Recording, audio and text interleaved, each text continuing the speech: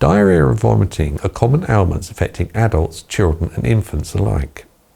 Often triggered by a stomach bug, these symptoms typically subside within a few days. Whether they occur simultaneously or independently, the approach to managing them remains the same.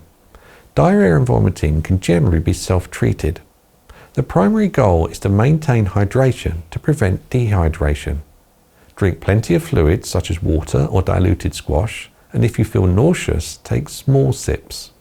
Eat when you feel ready, but avoid fatty or spicy foods, and take paracetamol for any discomfort.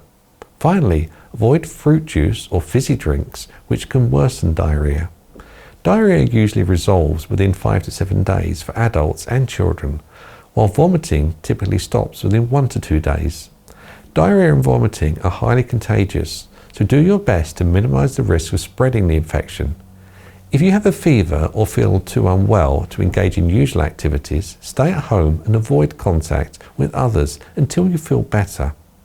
Wash hands frequently with soap and water, and wash soiled clothing or bedding separately on a hot wash. Clean toilet seats, flush handles, taps, surfaces and door handles daily.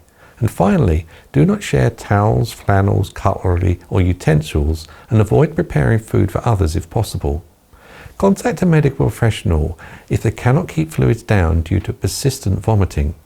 There is blood in the diarrhea, or if there's any rectal bleeding, and if the diarrhea lasts for more than 7 days or the vomiting persists more than 2 days. Seek immediate medical attention if the casualty vomits blood, or the vomit resembles ground coffee or it's green.